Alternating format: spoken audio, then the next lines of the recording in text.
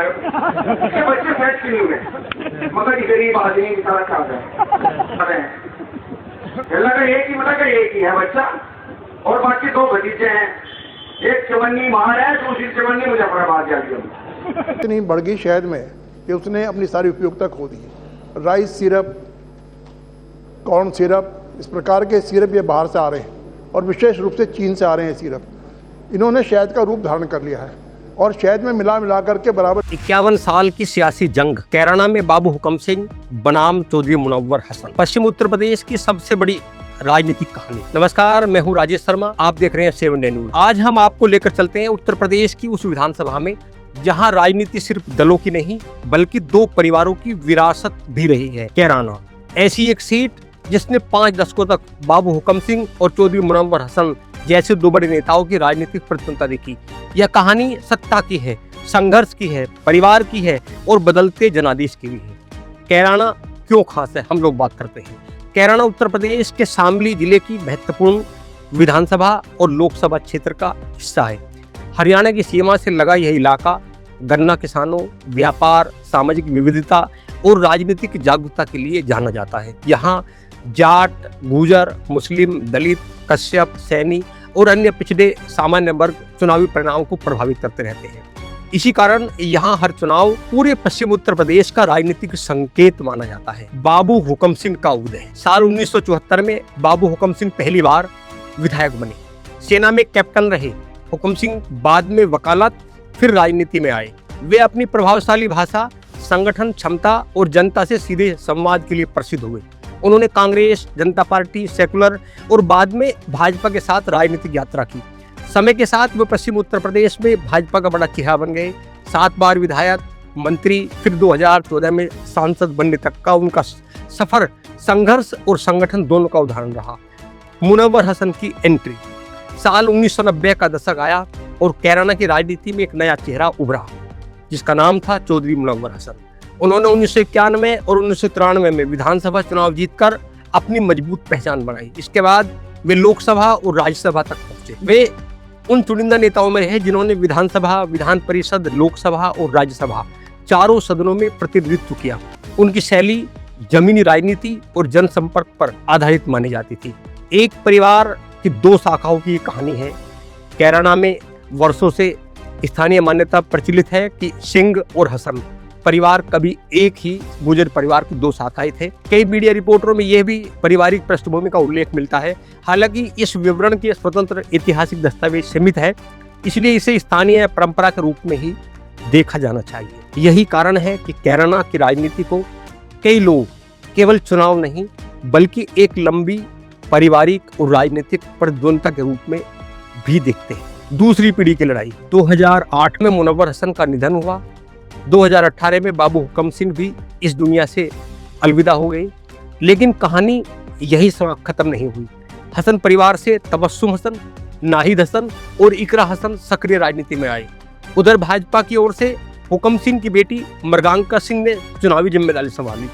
2017 के विधानसभा चुनाव और 2018 के कैराना लोकसभा उपचुनावों में दोनों परिवारों की दूसरी पीढ़ी आमने सामने रही। बाद में चुनावों में राजनीतिक समीकरण बदले और नए उम्मीदवार भी सामने आए, लेकिन दोनों परिवार का प्रभाव लंबे समय तक चर्चा का विषय बना रहा। कैराना की राजनीति हमें बताती है कि लोकतंत्र में विरासत महत्वपूर्ण हो सकती है, लेकिन अंतिम फैसला हमेशा मतदाता करता है। कभी बाबू हुकम सिंह का दौर था, फिर मुनव्वर हसन का प्रभाव रहा। आज नई पीढ़ी राजनीति में है और कैराना की जनता हर चुनाव में नया फैसला सुनाती है। यही लोकतंत्र की सबसे बड़ी ताकत भी है। बाबू हुकम सिंह और मुनव्वर हसन की दूसरी पीढ़ी। इकरा हसन बनाम मृगांका सिंह। कैराना की नई पीढ़ी की सियासी जंग। पश्चिम उत्तर प्रदेश की राजनीति में कभी बाबू हुकम सिंह और चौधरी मुनव्वर हसन की प्रतिद्वंद्विता चर्चा का विषय हुआ करती थी।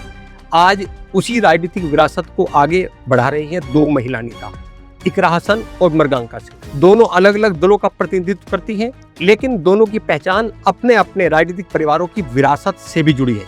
इकरा हसन का राजनीतिक परिचय। इकरा हसन का जन्म 26 अगस्त 1994 को कैराना के राजनीतिक परिवार में हुआ। वे पूर्व सांसद चौधरी मुनव्वर हसन और पूर्व सांसद तबस्सुम हसन की बेटी तथा कैराना के विधायक नाहिद हसन की बहन है। उन्होंने दिल्ली विश्वविद्यालय से पढ़ाई करने के बाद लंदन यूनिवर्सिटी से अंतर्राष्ट्रीय कानून और राजनीति में उच्च शिक्षा प्राप्त की है। इकरा लंबे समय से चुनाव प्रचार और संगठनात्मक राजनीति से जुड़ी रही। 2024 के लोकसभा चुनाव में समाजवादी पार्टी ने उन्हें कैराना से उम्मीदवार बनाया और उन्होंने जीत दर्ज कर पहली बार लोकसभा में प्रवेश किया। मृगांका सिंह का राजनीतिक परिचय। मृगांका सिंह वरिष्ठ भाजपा नेता और पूर्व सांसद बाबू हुकम सिंह की बेटी हैं। राजनीति में आने से पहले वे शिक्षा के क्षेत्र में जुड़ी रही और स्कूलों का संचालन करती। अपने पिता के साथ वर्षों तक चुनावी अभियान में सक्रिय रहने के बाद उन्होंने प्रत्यक्ष राजनीति में कदम रखा। 2017 और 2022 के उत्तर प्रदेश विधानसभा चुनाव में भाजपा ने उन्हें कैराना से उम्मीदवार बनाया। 2018 के कैराना लोकसभा उपचुनाव में भी भाजपा की उम्मीदवार थी। हालांकि इन चुनावों में उन्हें जीत नहीं मिली, लेकिन वे भाजपा का प्रमुख चेहरा बनी रही। दोनों नेताओं की जब हम एक दूसरे से तुलना करते हैं, दोनों की अलग अलग है। इकरा हसन जो कि समाजवादी पार्टी से हैं, वर्तमान में कैराना से लोकसभा की सांसद हैं। पारिवारिक विरासत के रूप में अगर हम बात करें तो मुनव्वर हसन, तबस्सुम हसन परिवार, पहचान युवा, शिक्षित और नई पीढ़ी का नेतृत्व। जब मृगांका सिंह के परिचय की बात करते हैं तो उनका दल भारतीय जनता पार्टी है। पारिवारिक विरासत है, बाबू हुकम सिंह की वो बेटी है। उनकी पहचान, वो भाजपा की वरिष्ठ क्षेत्रीय नेता और हुकम सिंह की राजनीतिक विरासत के प्रमुख उत्तराधिकारी है। कैराना की नई राजनीतिक तस्वीर। कैराना की राजनीति में प्रत्यक्ष मुकाबला केवल दो नेताओं का नहीं बल्कि दो राजनीतिक विरासत का भी प्रतीक माना जाता है। एक ओर समाजवादी पार्टी के साथ हसन परिवार की विरासत है तो दूसरी ओर भाजपा के साथ हुकम सिंह परिवार की पहचान जुड़ी रही है। हालांकि प्रत्येक चुनाव का परिणाम स्थानीय मुद्दों, उम्मीदवारों, गठबंधनों और मतदाताओं के निर्णय पर निर्भर करता है। तो ये कहानी थी दो परिवारों की। हालांकि जब हम कैराना विधानसभा की बात करते हैं तो चूंकि मुनव्वर हसन के बेटे नाहिद हसन 3 बार, तीसरी बार इस बार वो हैट्रिक की है। वो 3 बार कैराना विधानसभा से वो विधायक हैं। हालांकि वो सीट जब 2012 में बाबू हुकम सिंह के चुनाव लड़े, फिर 2014 में मेंबर ऑफ पार्लियामेंट कैराना से चुनाव लड़ते हैं, उपचुनाव होता है।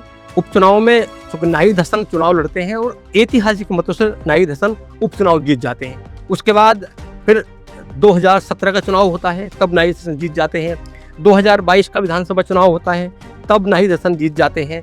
तो एक दौर जिस सीट पर लगातार वर्चस्व पहले बाबू हुकम सिंह का हुआ, फिर 2 बार यहाँ से मुनव्वर हसन विधायक बनते हैं।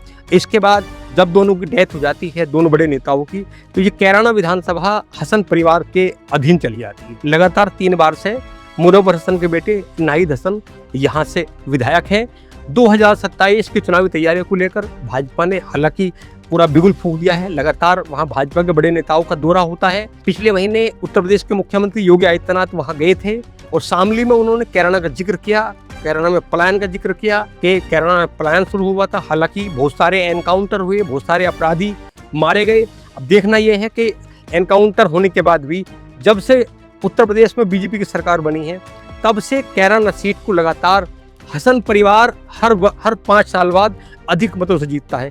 अब देखना यह है कि 2027 में ये रण कैसा होगा दो परिवारों के बीच।